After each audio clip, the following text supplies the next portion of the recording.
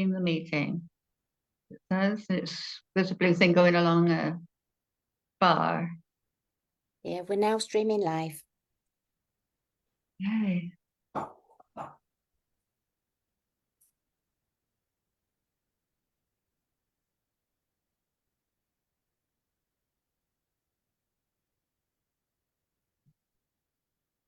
Well, good evening, everybody who's here on the Silver Tent for this very exciting meeting. I'm so thrilled to be here with these lovely panelists because this subject has been close to my heart. And I think it's because I've been gradually working towards self-love all my life, but only just now perhaps knowing what it is.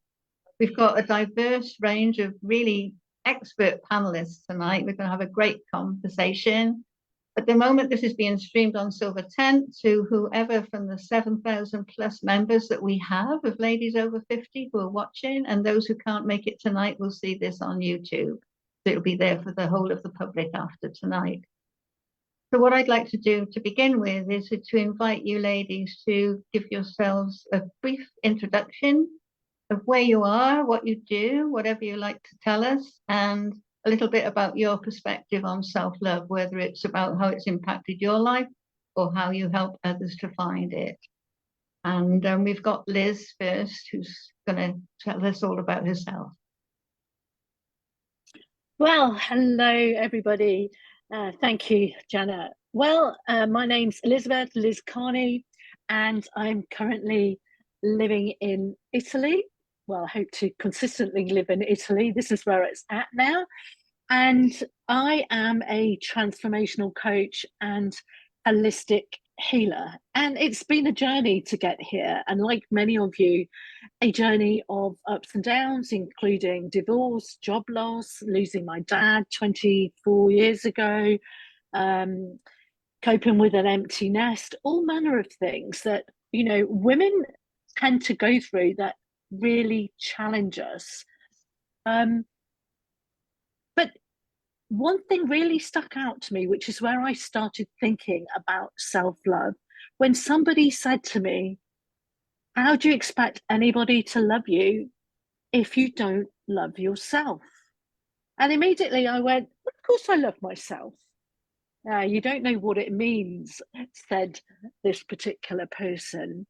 And that started a discovery process through which my perspective on it is that it's all about knowing who we are authentically, and setting the boundaries around that, not with the intention of hurting, harming, or doing anything detrimental to anybody else, but understanding who we are and what we need.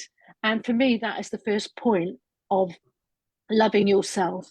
And the other thing that really strikes me is the saying that you can't serve anybody else from an empty cup. You have to put on your own oxygen mask first. So if you're down, you're not much use to anybody. So you have to look after yourself first. And that's a couple of things just to put in the melting pot, which, you know, anybody can come around and come back to and talk about if you like. But that's just a little bit about me from not quite so sunny Italy. And I'll pass the baton over to Anya now. Hello, and thank you, Elizabeth, and thank you, Janet. So yeah, I'm Anya. I'm the self-love luminary. So self-love is really important to me, and I'm from Gloucestershire in England. So yeah, I can answer it from a few ways. So I have clients, I work very deeply with women who've been traumatized, and I also run healing groups for women. So for me, I always thought I loved myself. If someone asked me, probably even 5 years ago, well, of course I love myself. It was in my head. I thought I loved myself. I used to do Louise Hay affirmations when I was in my 20s in the mirror. I love and accept myself. Nothing, no connection. And even when I do tapping, we say, even though I have this problem, I love and accept myself.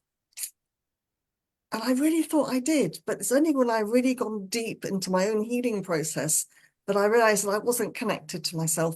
It was just an intellectual word. And of course, love is an emotional word. So now I connect to myself, can feel my heart, I feel love for myself. And to me, it's like, we're on this journey, you know, you go so far and then something happens and you might feel bad about yourself. But I find I'm more resilient now. I can build myself up again and keep going.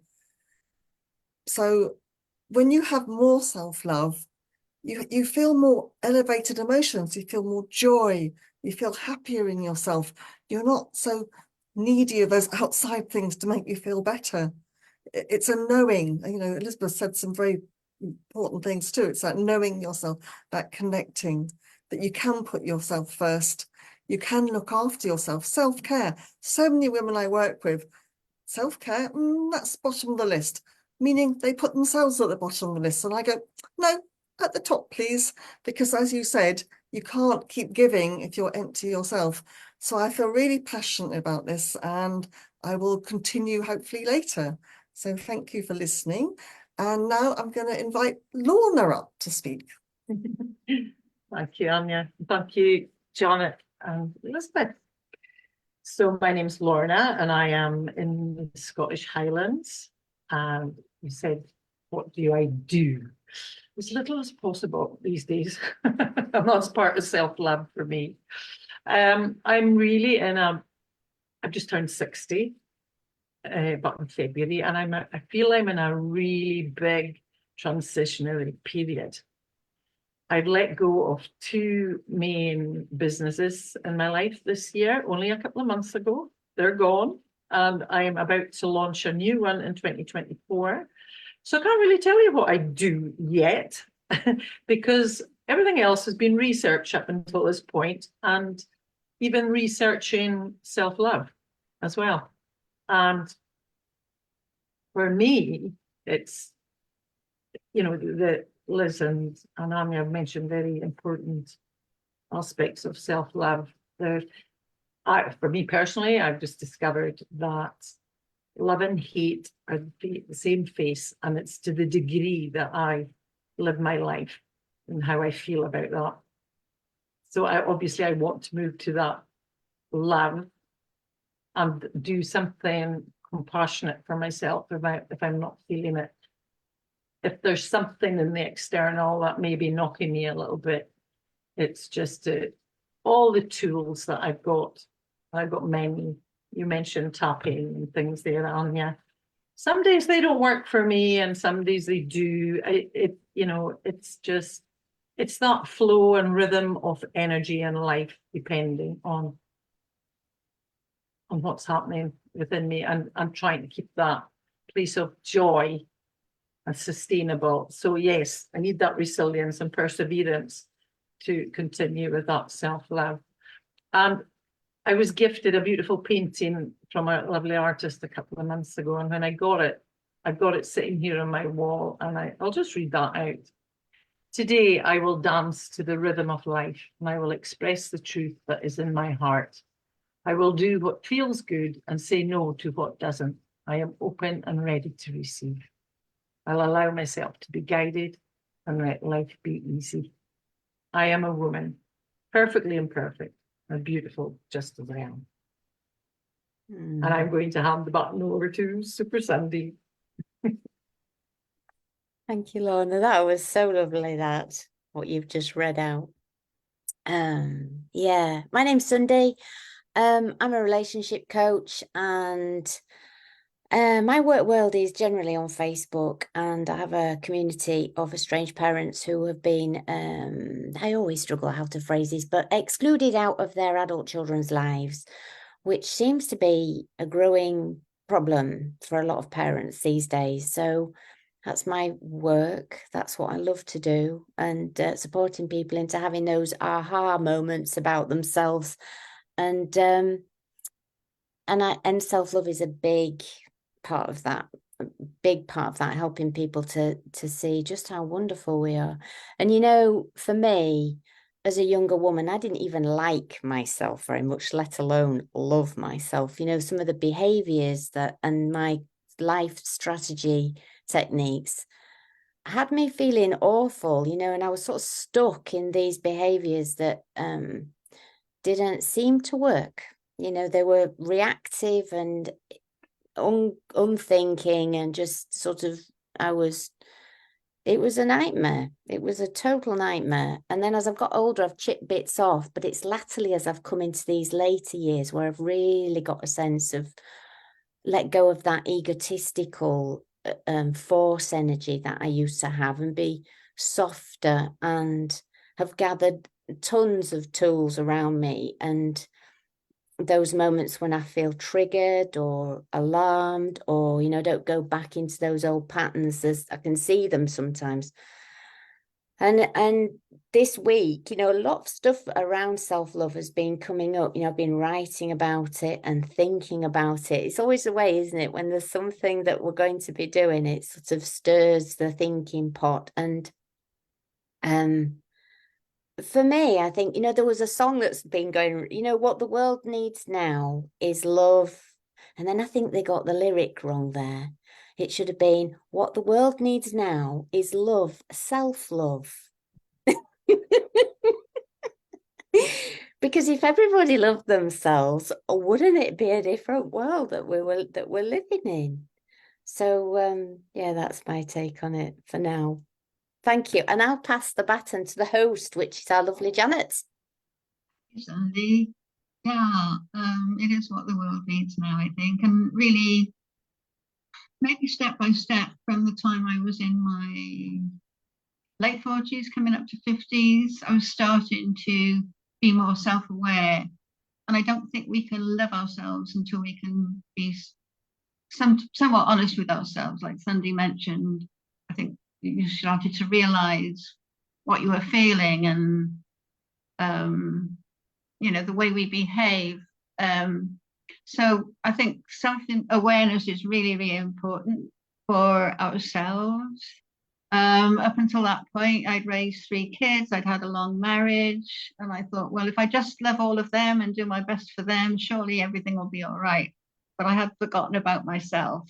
I was raised to be much of a people pleaser. I was kind of quiet and subdued, and really not even acknowledging some of what was not okay for me.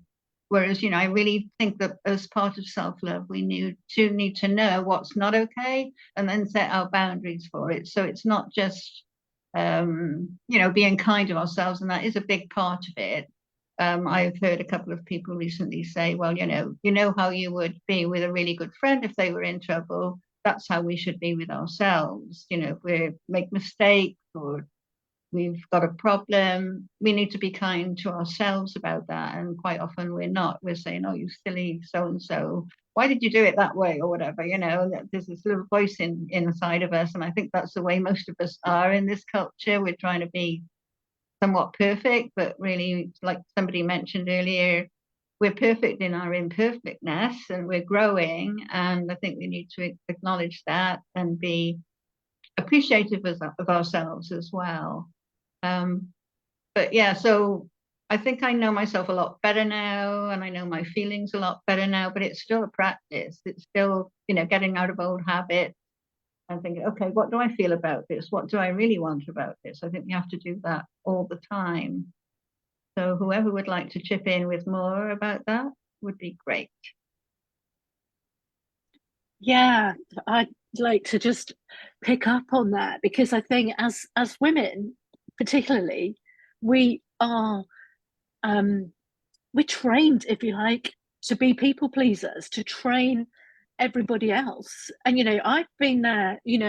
I thought I had a great marriage, I had a great job, I traveled, went on loads of holidays, partied, had a great social life. You know, on the surface, you know, we had enough money, had a great life, but you know, it was pretty hollow when I look back on it. And all of that stuff, whether it was the social life or the house or the parties or the holidays, entertaining, whatever it was, there was chunks of it I realized that I didn't really want. You know, sometimes I just wanted a bit of peace. Sometimes I didn't want to be out there you know, being a party animal and drinking till 2 o'clock in the morning. And I didn't want that stuff, but somehow I didn't know how to say no. I didn't know how to protect myself, how to look after me, to stand my ground, to set my boundaries. And in the course of my work, and particularly when I was writing my book, I spoke to so many women who literally said, you're telling my story. And most of them, you know, they're married, they had great jobs, you know, and then suddenly, you know, they're getting divorced. The job's gone for whatever reason. You know, they've been, in both cases, probably exchanged for a younger model. Their kids have left home, and then they're dealing with sick, aging, dying parents and an empty nest and all the rest of it. And it's like, what the hell happened to my life? What do I do now? What is my purpose? And I think sometimes it takes a big shock to go, hang on a minute. And then it's like, who am I? What didn't I do? What do I need to do now to pick myself up and get on with the rest of my life, rest of my life, whatever. So, you know, this is really about this exploration. And I think sometimes these things have to happen to us before we can come back to ourselves and that knowing of who we truly are and what we're here for. And when we know that, when we have that sense of purpose and all the rest of it, that is, you know, it's, of course, the self-care and the eating the right food and sleeping plenty and all the rest of it. As much as you get to a certain age and sleep tends to be impossible and the weight goes on and all the rest of it, but at least we have that level of awareness, I think, that starts to come through, which you don't necessarily have when you're younger. So maybe we need our whole lives to actually build up to this point, and in our later years we can actually start to make sense of it and actually build that resilience and the self-love in there, so that,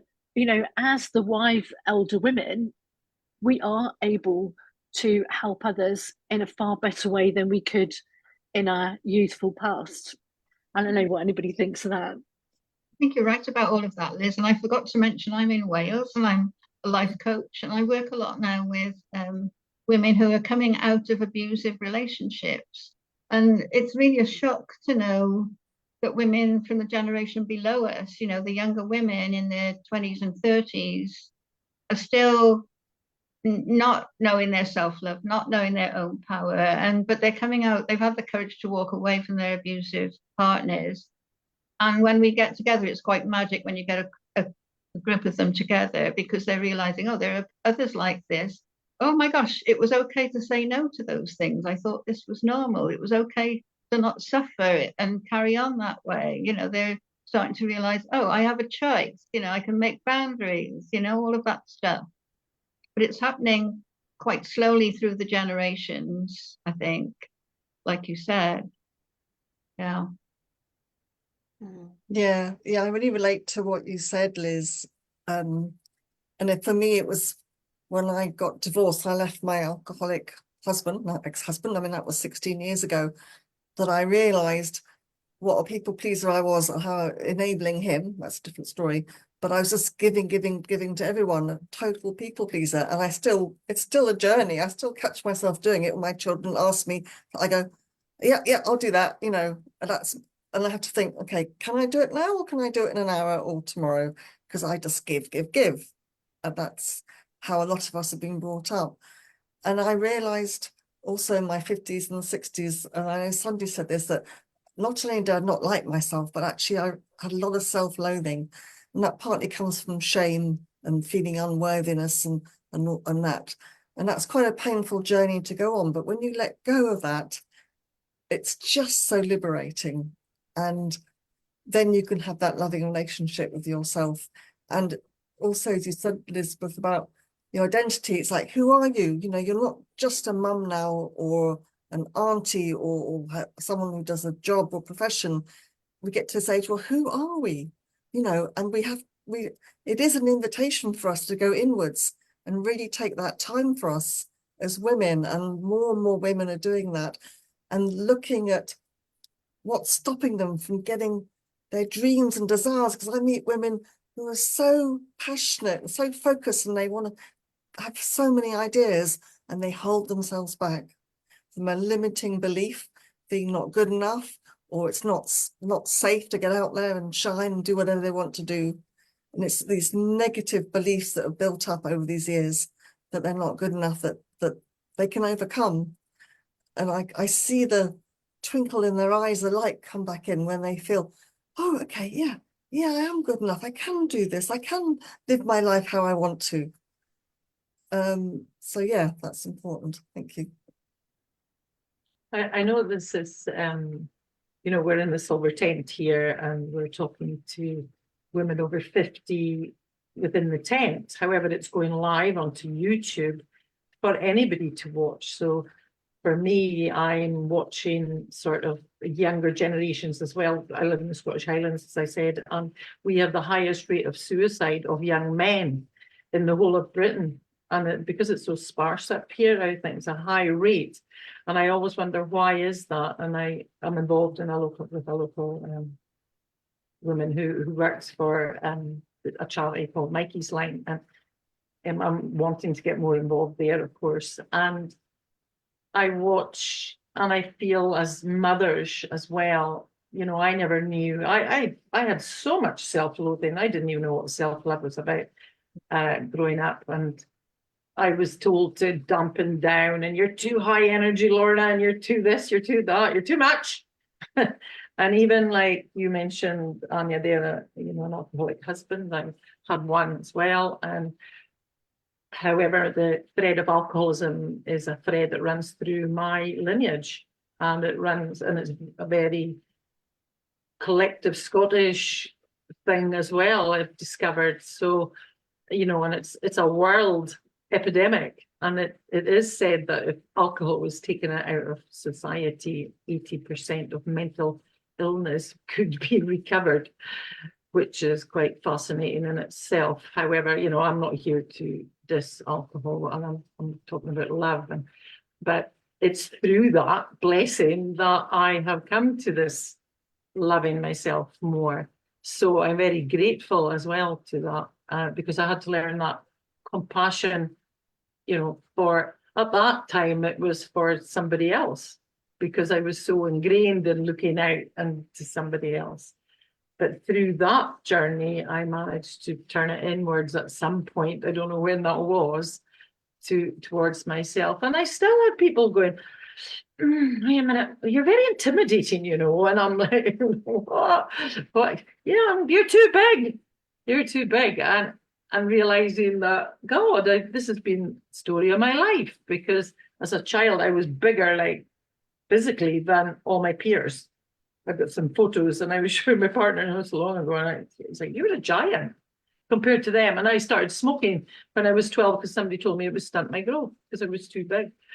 So, you know, it's like, if you look back and you think, see all these things and hear all these things, and I think as mothers as well, to teach our boys to love themselves too. It's not just for as women, it's for all of us to have the gift of self-love, because there's such a pressure for parents now. It's not just the women and the mothers, it's for, this is what I'm witnessing all around me, is to have that love for self, to come into partnership with somebody. If you're going to be rearing a child, whether you're giving birth to them or not, you know, you could be adopting, whatever way you're going to be rearing a child. Same-sex marriages, we're in a very different world now to the one I was brought up in, and it's happened so rapidly and quickly that you feel like I feel like I've just blinked and missed so much. And you know, so like for my granddaughters coming up, to guide them and teach them into that place of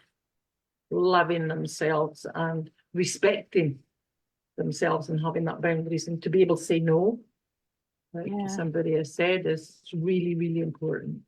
And where do we start? I start with the kids, I say. Well, yeah, I was thinking as you were talking about the kids and how, you know, it's not getting easier for them, it's getting harder. And there's all this Kardashian mentality and celebrity mentality, and that takes them completely away from being themselves and loving themselves, because they're they're seeing these unreal images in the media and on on social media and everywhere, and they all want to be and do something else other than what they really are inside. So I think they're all turning into the danger is that the younger ones are actually almost turning into avatars of themselves with all the fakery, and well, I'm not going to go down there, but you know what I'm talking about, that they almost look like cartoon characters sometimes with this. And where does that come from? The need to completely hide themselves and not be them. And that's what I'm seeing. So I'm even more worried about the mental effects of all of that as they grow up. Yeah, it's a bit complex, isn't it? Because what I'm hearing there, Liz, it's like radical self-acceptance. And I suppose most of us have been brought up in sort of fairly dysfunctional families. I'm beginning to see now that everybody's got like stuff, and that gets plastered onto us. So I suppose we're talking about the children, like the only way that we could my take on it is that kids watch how we do it. So if we tend to love ourselves, and it might take that this is my own personal experiences, my biggest self-love move was to get a divorce. That was absolutely the biggest thing. And like you, Lorna, you said you didn't quite know when that sort of flicked in for you, that sense of self-love, or the seed. I mean, it had, like you were saying, Liz, it sort of gets so bad. And my marriage wasn't dreadful. There wasn't abuse as such in there. There's a bit of emotional stuff going on, a bit of gaslighting. When I look back now with more information, I can see. And, neither of us had the capacity or the skills at that time to be able to say, hang on a minute, what's going on here? Because we got married really young. I was a mother by the time I was 21. And finished having children at 27, and still barely out of nappies myself, metaphorically speaking. And so with that sort of biggest step into, I have to do something here for me, which is going to ripple and still ripples through my family. And I just have to hang on to this thing that my self-love at the end of the day is going to be the thing. It might even be my silver legacy. Who knows? The fact that she stood her ground, she did what she had to do, and I wasn't elegant with it. It was messy because I'd not had that modeled. And there's this unpeeling of layers of dysfunction and incapacity, and like, how do you have a good divorce? It wasn't too many years ago when people weren't, you were like shamed and vilified if you got a divorce. So it's like we are making steps, and it's so not easy. And yet my sense of self-worth, you talked about respect as well, that's massive. I didn't have any self-respect, and so there's these like stepping stones towards self-love for me anyway, that self-awareness, self-respect. I noticed today, for me it's little things, like I noticed today how absent-mindedly I was eating. And if somebody had been with me, I wouldn't have been eating like I was eating. Do you know what I mean? Oh, absolutely. Yes. So it's that thing, isn't it? It says live, like raise my standards. If I'm going to have a different life and I'm going to really come from that place of self-love, self-respect, self-regard, I have to honor myself in each and every flipping moment. So work of like, that's tough. It's like, yeah, the universe is watching even if nobody else is. With you, Sundy, and it seems to me the ideal relationship or marriage now is when each person has self-love, self-respect. It can be honest, and the other things that you said, like that can be the best relationship that you can have. Because I was thinking today, well, a lot of us, and young people especially, are looking for love outside themselves. They're looking to be validated, to be loved, outside themselves.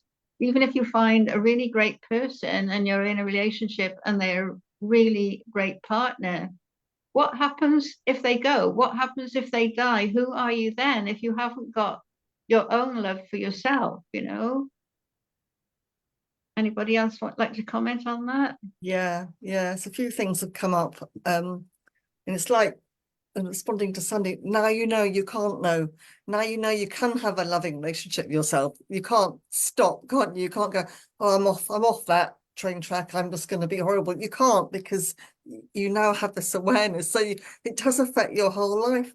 And I wanted to share that my mum, aged 88, passed this year. And before she died, she was still worrying about her body, how she looked, that she wasn't thin enough. And believe me, she was thin. She still was feeling judged. She wasn't good enough. She didn't love herself. And I was really sad about that. The time of her life when she had 9 months just really passing very slowly, she was still worrying and saying, oh no, I can't eat that pudding, it'll make me fat. And I was like, no, it's like, I can't be like this. There's no way I'm going to get to that age, or whatever age I get to, and be worrying about those judgments and not feeling good. And on the other extreme, my little grandson was born a month ago. He's pure love. Love. He's just blown my heart away, because I'm ready. I feel more love in me now. But it's just love. It's like, how did we get from that to the, you know, an old person, 88, dying? And we all have this journey, and it's up to us now, isn't it, to open up our hearts, to have that compassion and love for ourselves. So that, and interestingly, Mum passed, and the next weekend I'd signed up to run a tapping workshop in my town, and I didn't know the title. I went, oh, let's just call it self-love. And it's like, okay, I obviously came from somewhere, and I was with all these women, all different ages, all of admitting that they didn't really love themselves. And I was quite shocked really, that it's something that affects us all, whatever age. So I think that's what's really kind of really made me even more aware of self-love and how important it is. I know, and I think the media's got a lot to answer for, you know, well, for me, for the fairy tales on what love is, and there's different faces to love for me, where there's you know, romantic love and self-caring love, and there's just different loves, because, well, I know that I've got 3 daughters, and you know, they're very different characters, and I love them all the same, but I love them differently as well for being who they are. So love for me is many faces, and I feel like I'm just a Wurzel Gummidge sort of in my, what head am I going to put on today, and how am I going to be with that head, and you know, what love, you know, what's that saying, what would love do, or what would love say? It could be just as simple as making myself a loving cup of tea. But, you know, because it's not going to be all roses round the door, or, you know, that's how simple love can be. Just to keep it simple for me, it's just like, there's, like you mentioned earlier on, the Kardashians and all those, that media's a lot of the hype that's on there. But then that's just my perspective. That's just my opinion, actually. And as long as I am keeping that to myself a lot of the time, because I have young women in my life that choose to do these things, which personally, just because I don't agree with it, it's their journey, and they'll have to come through that the way they have to come through it. I just keep loving them and respecting and accepting how they're wanting to live. And because the deeper I get into energy and frequencies and stuff like that, I know that I've witnessed if I've got a negative response to something, it's not going to be very well received. And it's just that allowing. I've been posting on Facebook about the flow of allowing, and now I'm in the flow of accepting. And it's like just accepting everything as it comes up, as it comes in, I'm watching myself, and I have a little app, because there's apps are the things these days, and I set it for like 9 o'clock, 12 o'clock, 3 o'clock, 6 o'clock, all these, just to ping very gently, and it just allows me that time to pause, breathe, and check in with my mental, emotional, physical self. And that's the sort of stuff that I do to practice self-love for myself, and that's the sort of things I would pass to other people as well. You've just reminded me about, you know, the biggest thing that gets in the way of my self-love is this flipping chatter that goes on. Absolutely. The little sub-personalities that come up and say, well, look at you, who do you think you are? You know, the inner critic and all of that nonsense that goes on in there. And that's like nearly a full-time job, being the manager of this lot in here. I know some people, sometimes I hesitate to say that there's a whole little band of folk in here. And some of the good ones are still sitting around on the sofa at the back there waiting. When's it my turn to get, you know, the loving ones, the compassionate ones, the ones that are the cheerer on us. And, you know, something else that's just struck me whilst I was listening to us all is like this thing about, well, like this searching for external love, because I wonder, you know, like we will have been loved by our parents, and they will have loved us in the way that they could, or that they knew how to. And yet so many of us will have gone, well, I didn't want loving like that. I wanted loving like this. So then we go off looking for love like this. And then my experience of me is, now that I've found a sense of self-love, it actually allows me to love and be loved. Gosh, I've got a real Yorkshire thing with this love, haven't I? I feel like Cilla Black, although she wasn't from Yorkshire. But this thing about being more interested in myself and how I'm managing me gives everybody else freedom to be themselves. I've always found it hard to articulate that in a way. And it sort of, I had it all backwards. You know, people were saying how selfish I was for doing things that I wanted to do. You know, that was massive in my life. Like leaving my marriage was like, you're only thinking, the amount of people who said, you're only thinking of yourself, you're only doing. And then I got to thinking, well, actually, yes, my life is about me, you know, and then, oh, yeah, maybe that is a bit selfish. And then I realised that that is the path to my self-love. And as a result of that, I don't need, it's lovely if somebody loves me. I don't need that. I don't need to be loved on. It's really lovely when I get it. And there doesn't seem to be that need, because mostly I can keep myself topped up now. This thing, oh, you're being selfish again. You know, it just bobs up now and again. And I think, oh, what do I need to do for others? What do I need to sacrifice for myself? What was that magazine? Was it the Beano or the Dandy or something, where they had the numbskulls? Was it the numbskulls? Yeah, it's the numbskulls. I was thinking about them, all there with their little spades and, you know, digging around. That's the picture I had too. Yeah, they take some managing though, don't they? Mm. They really take some managing, because I think we start off without them, and society and our parents and school and friends and experiences puts them all in there. And the thing is, we hold on to them, don't we? It's like, and I came up with a question as everybody was speaking. As the older generation, the grandmothers, if you like, of these babies coming now, how can we help them to actually grow up with self-love, rather than grow up and keep repeating the same pattern that we've done for generations? Because this isn't new. You know, is it our job? Is this partly why we're here, to actually break this cycle? Well, I think if we break the cycle within ourselves, that's going to have a massive ripple effect through the lineage. I mean, I've witnessed that myself. So I do believe that it's, if we just keep doing that. And, you know, I think it's said that if a child that's brought up in dysfunction has one sort of, I call myself a stable psychotic, if they've got one stable psychotic in the family that child feels drawn to, it's going to have a benefit for the child somewhere in them.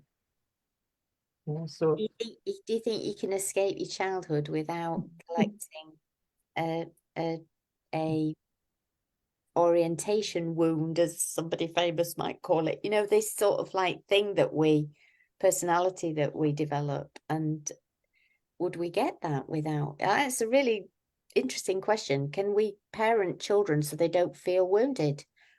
I don't know. Being more aware as we are, I think it's almost it's perhaps not automatic, but there are times when there'll be opportunities to say something, you know, that we wouldn't have thought of saying, or, you know, I know we can't tell others what to do kind of thing, but we can offer words of wisdom. I've got a new grandchild now, and he's absolutely gorgeous and innocent and open to everything. And luckily he's got what I see as wonderful parents, but, you know, I'm sure, you know, he'll pick up things that will be little voices in his head when he's older. I've studied the work of Kristin Neff. Do you know her at all? She talks about compassion. She's like the world expert, if you like, on self-compassion, but she's written a book called Fierce Self-Compassion.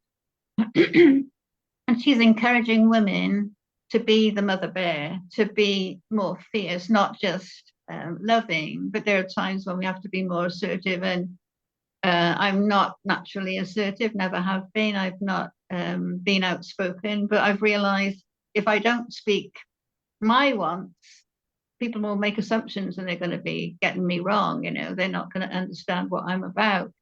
But also, I feel in the future, well, I did it on a train once with 3 young lads that were on a train. They were Army cadets. They got on a carriage, which was a family carriage. They had cans of beer, and they were being misogynist, really. They were being demeaning to young women they were seeing on the platform. They were saying some very rude things, and there were young kids in the carriage, and there was a mother with her daughter getting very uncomfortable. I got off before them. It was my stop before them. So I actually walked up the aisle and leaned over their table and told them what for. I said, if you're my sons, I'd be thoroughly ashamed of you and the way you were speaking. And you're in a family carriage and there are children there. And I don't think they'd realize they had an audience, but it did make them realize. And I think there are opportunities like that when we can say something which will have an effect. Anyway, I felt better for saying it, for sure. So. Yeah, good for you. Yeah. And maybe that is our role, you know. To have, excuse me, young man. I loved it the first time I did that. Or even older men. But, you know, there are times when we might think something and think, that's not on, that's not being, or even young women, you know, being demeaning about men or whatever. You know, you don't do that if you love yourself. You don't do that anymore, you know. It's true. You don't. Yeah. You don't gossip. There's so much stuff you don't do anymore. You don't gossip. You don't need it anymore. You don't need to put others down. No. You know? And you're aware of triggers. And then oh, this is interesting. What's going on for me here? Yeah, you take that responsibility rather than the blame and always looking out there. And I wanted to go back to something Lorna said that was so important about taking a pause in the day. And that's been part of what I encourage women to do is to pause. What am I feeling? Like, well, it's even like, oh, I've got feelings. Well, what is it? You know, that's quite new to me. And am I breathing? Where am I breathing from? And then once you get that awareness, what do I need to do? Is it a cup of tea? Is it actually to make time to go for a walk or have a nap or whatever it is? And it's that stillness. It's really important to go inwards and have that stillness. And that's where we get those insights and that awareness and yeah, just so much more. So and I can imagine the younger women who are going through that. You're joking. I don't have time to breathe, let alone. Right, exactly. And you know, is that one of the gifts of being older? Like one of the grateful things that I have is like being older, that I have got more time. I'm sure that there's other older women who don't have that because we're still working full time through the menopause. How women do that, I have no idea. It's it's phenomenal. We'll take pills, we'll shore ourselves up, we'll put on our straitjackets, and we'll just, and the masculine, and we break. You know, it's like we do break, you know, adrenaline, fatigue, whatever. For us, our feminine side is crying out for some hello, for just what you've said, Anya, that sort of break, that sort of That time, yeah. I thought exactly the same. That, you know, when you're younger, you would certainly be saying, when am I going to have time for that? I work crazy hours. And, you know, I went through an early menopause, and I was living in Munich and traveling around the world, coaching and training constantly. I mean, I'd fly back sometimes on a Saturday morning, and I'd be gone again on Sunday to some other part of the world. And it was like you were full on morning, noon, and night, 80 hours, and I was going through menopause at the same time. Absolutely bonkers. You know, I never ever stopped. And even when I stopped, it's, you know, the party animal. You think that's the relaxing. It's never stopped to get peace. You never thought about that. You know, I'm in the gym or I'm having a great social life. I never actually thought to just stop and be, unless I just, you know, collapsed and fell over and just, you know, had to sleep for a week or something.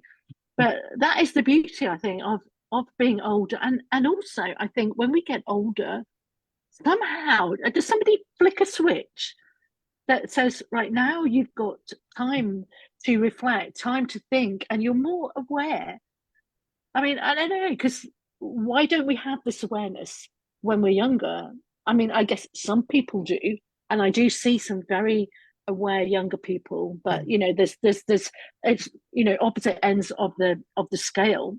But is it something that comes with age, that we get this time and space, or could we access it sooner, I wonder? And I think a lot of young people are accessing it sooner. They're waking up faster. I do really, really hold out for the younger generation and how they're changing now. For sure, I agree. Yeah. we're not encouraged to self-love, are we? We're so not. The advertising market, the cosmetic industry would disappear.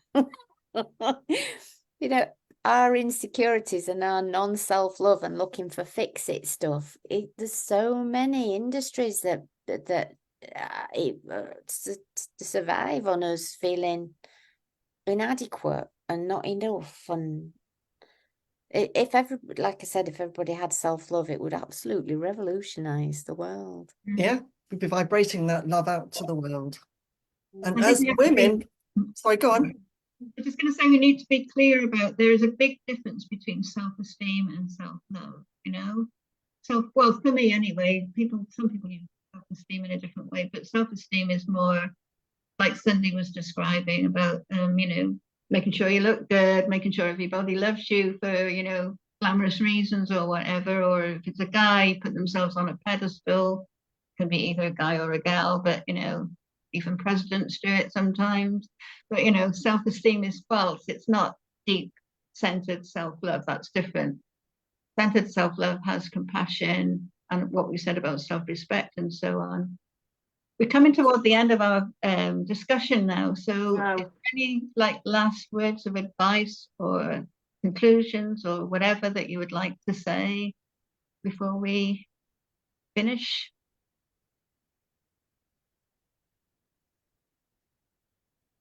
I feel like we've covered a lot. Okay, I'll say something. Talking about our negative self-talk, you know, we're creatures of habit, and we like to do things and we say things over and over again. So we need to break that. And I wake up in the morning now, my alarm clock doesn't have a name. It says, I love you. This is on my phone. And I before I even get into that talk, I'm celebrating and saying gratitude and good things, and just changing that endless negative self-chatter that we have, and breaking it, because we can rewire our brain. You know, we all know we can change, but we do have to work at it, because our brain will try and keep us in the old space, but we don't need to stay there. So yeah, that's my parting words. Like that neuroplasticity, isn't it? And absolutely, isn't it? And so for me, I have post-its Yeah. Post-its to read. I just put them on my, like, where I can see them when I get up. So look at that. But it's become now right away. I can change it without having to look at the post-its, because the awareness expands, doesn't it? And you recognize it right away then. So I usually have a little giggle, and for me, laughter's the best medicine. Well, one of them. And so I can laugh at myself, and at that chattering head that you mentioned, Sunday, I can just go, oh, really? Be quiet. You can go and sit over there. You there. You know, we're talking about voices in our head. We used to get locked up for talking like this. So anyway, that's my thing. Just post-its. I used to have them all over the house, actually, just to remind myself, until I got used to doing it more and more, you know. Like the pings on your phone as well. I think that's great. Yeah. Apps for everything now, isn't there? Yeah, but That's I totally agree. This whole, you know, changing the neural pathways, being aware of the thoughts and words, even if you don't say them, to actually change that so that we are thinking and you know, being aware of the, you know, negative connotations of things that we say, and change it to the positive and start working in that way. This is something I work with my clients on, you know, and I pull them up sometimes and I'm like, just rewind that. What did you just say? Yeah, you know, that is so negative. If you want to rewire and create different pathways, different patterns, then you need to change the way you think, the words you speak, the words you use. And that's a big thing for people to get into. But you're right, once you get in that zone, it takes a lot of practice, and we still, you know, fall off the wagon quite often. But you know, it's hard work. But I think that is a key thing to, you know, that fits in with the awareness, like that it's not a one and done thing. We have to keep on at it. Quite a spiritual journey, isn't it? And I think for me, it's about beginning to bring home all those parts that I've rejected, all the bits that I don't like about myself. So it's like loving myself, even those bits that are uncomfortable or I feel judgy towards. And at the moment, I'm still just talking the language, because sometimes something shows up and I think, well, that can just sod off, you know, I don't want to look at it. And at least I've got the language and the willingness to keep exploring. How do I bring those broken off, rejected parts of myself, the shadowy side? That, I think, is where the deep, deep self-love. And I want to die well. I want to die so that I feel like, you know, that I've uncovered as much as I can and that I'm ready to go, you know. Funny, isn't it? It's that I don't want to die unfulfilled like my mum. My parents are often a real great. They either show you how to do it or how not to do it, and a mixture of both, I suppose, really. Yeah, so grateful to my mum and dad. I share that idea, Sunday. I really want to master as much as I can of this life before I go, you know, especially now we've all got on this journey. We're all doing pretty good. We're still growing. I think that's what keeps us going with our energy and everything. We're still discovering such a lot, and yet we also got wisdom that we can give to others. And it's quite an exciting time. I never thought in my 70s that I'd be so excited about life, but I still am, and I'm sure all you ladies are as well, you know. And somebody touched on appreciation. I think, you know, like waking up in the morning, seeing what you appreciate about your own life and yourself, gratitude for what's around you. That's all part of the same thing, really, with self-love. We've got a couple of minutes left. There's still time to say, depart a bit more wisdom if you want to. One thing, now this might sound really silly, but it's something somebody said to me once: when you get up in the morning, make sure you make your bed. Now, probably as older women, most of us do that anyway, but it's something to instill in kids and going, yeah, make your bed. And it's not about making your bed. It's about doing something at the beginning of the day so you can actually feel a sense of accomplishment, that you've actually done something, you've achieved something, especially for people who are depressed and down.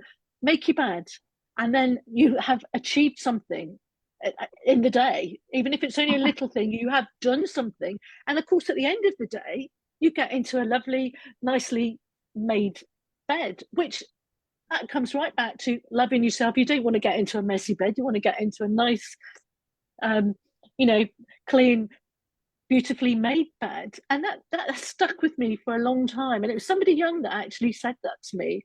And to me, that is like just a very, very little piece, but that's about self-love too, isn't it? About, making sure you've got that, comfy place to get back into, but also you've got a sense of accomplishment, having achieved something. And I think that's important too, that we are aware of not just like making your bed, but every little thing that we do accomplish during the day, getting up, making tea, making dinner, going out. Yeah, they're all things that are denied to many people. And, I don't want to go down that route at the last minute, but it's part of how we're aware that we can then tune into as part of self-love. Love that. Yeah.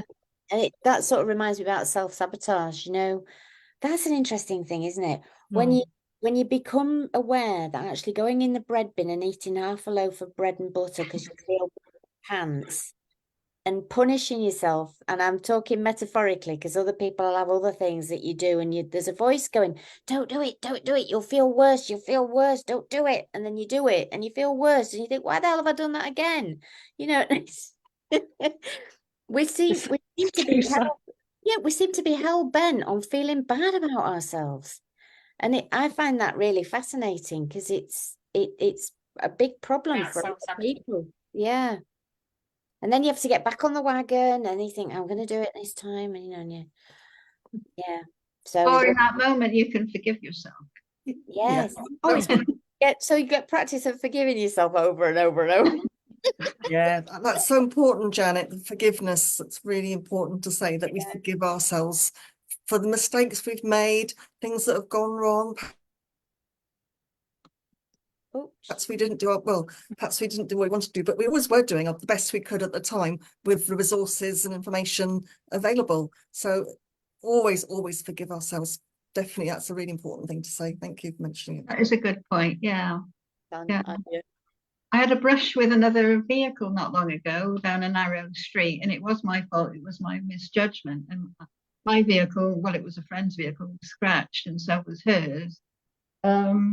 But I dealt with it, and I got to my son's house after, and I thought, I shared with them, but it really didn't affect me that badly, like it would have in the past. It would have been, oh my God, I was scratched, blah, blah, blah. But it's like, okay, let's just deal with it, and I've noticed that sort of difference, that we can perhaps cope better if we're loving ourselves as well.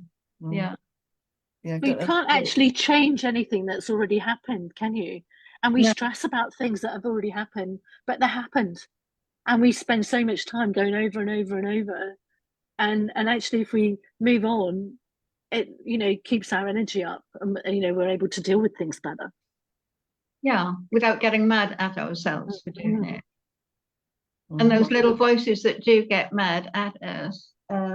Liz Gilbert, I went to a launch of one of her books once, and she gave some great advice about speaking to those little voices and telling them, okay, thank you very much. You've been trying to keep me safe, and I appreciate that, but you're not taking the wheel anymore. I'm in the driver's seat. You can sit there and you can tell me what you want about warning myself or, criticizing me, but you're not in the driver's seat anymore. I am. And I thought that was a nice way of putting it too. Yeah, really good. It's when you make it an agreement with yourself, and then the voice is going, don't bother, don't do it. And you're actually doing or not doing what you agreed. And this voice is still chirruping away in there and you're ignoring it. And that is when you get a little win over yourself. Yeah, we can appreciate every bit of ourselves, even the little voices that we really don't want, but are trying to help us, perhaps. I just had a lovely compliment about somebody saying that they were reading my book, and the biggest thing that jumped out at them was saying, I sapped the god of my understanding and I hired a new one. And it was the same for the rent-free lodgers living in my head. That was like, I had to chuck them out. They weren't even going to be squatting in there anymore. It was like, no, it's time to go. Right. Yeah, So because that's they're totally oblivious, aren't they? The only person that's hurting is you. absolutely. Yeah, the rent-free lodgers, Rent-free. they're only hurting you, but those people, they're totally unaware of it. Why give them headspace? But because they will create pain in my body, I discovered. So I had to invite that pain in as well and ask it. I Right. mean, that's a whole other topic anyway. Yes, but- Yeah, but, it is a whole other topic. I do think that self-love does affect our physical health too. But Definitely, we've it's run true. out of time now, so thank you so much. It's been Thank you. fantastic. I hope that other people enjoy it as well, and maybe we'll meet again for another session on self-love. Thank you very much. Thank you. Bye. Thank Bye. you. Bye. Bye.